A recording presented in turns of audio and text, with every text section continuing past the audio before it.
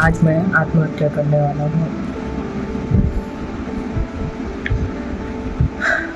मैं माफी मांग लूंगा, बस तू आ जा। शादी की 4 महीने बाद बदल गई पत्नी, फिर पति ने ट्रेन से कट कर दी जान। सो नमस्ते, मैं सोनी और आप देख रहे हैं वयम छत्तीसगढ़। ये कहानी है छत्तीसगढ़ के बिलासपुर के रहने वाले आनंद देवांगन की, जिसने अपनी जिंदगी खत्म कर ली। उसने दादापारा रेलवे स्टेशन के पास मालगाड़ी के सामने कूदकर आत्महत्या कर ली। सबसे चौंकाने वाली बात यह है कि मरने से पहले आनंद ने 29 मिनट का वीडियो बनाया और उसमें अपनी पूरी कहानी बताई और उसे यूट्यूब पर अपलोड कर दिया। आनंद की शादी पिछले साल नवंबर में चांपा की रहने वाली शूफी देवांगन से हुई थी। शादी के बाद सब कुछ ठीक नहीं था।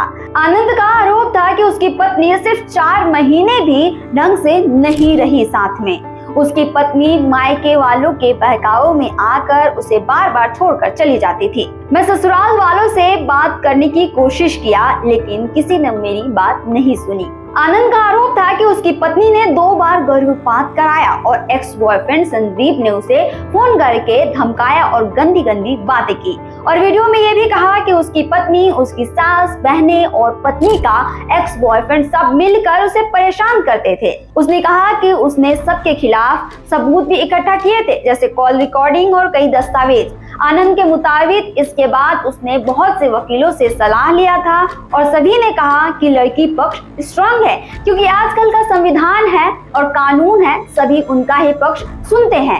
आनंद ने कहा कि कानून हमेशा लड़कियों का पक्ष लेता है, लड़कों का कोई नहीं सुनता, इसलिए मेरे पास मरने के अलावा और कोई ऑप्शन है ही नहीं। क्योंकि आजकल का जो संविधान है, कानून है, नियम है, सभी उन्हीं के पक्षों में है।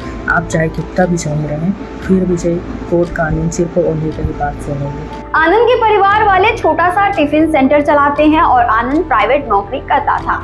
मौत से पहले आनंद ने साफ शब्दों में कहा कि उसकी मौत के लिए उसकी पत्नी, सास ससुर और पत्नी के एक्स बॉयफ्रेंड जिम्मेदार है। जीआरपी थाना प्रभारी डीएन श्रीवास्तव ने बताया कि आनंद का शव पोस्टमार्टम के बाद परिजनों को सौंप दिया गया है। अब वीडियो और सुसाइड नोट के आधार पर जांच चल रही है। जिम्मेदार लोगों के खिलाफ कार्रवाई की जाएगी। ये घटना हमें सोचने पर मजबूर कर देती है कि एक इंसान कितना मजबूर और अकेला महसूस करता है जब उसका दर्द सुनने वाला कोई नहीं होता।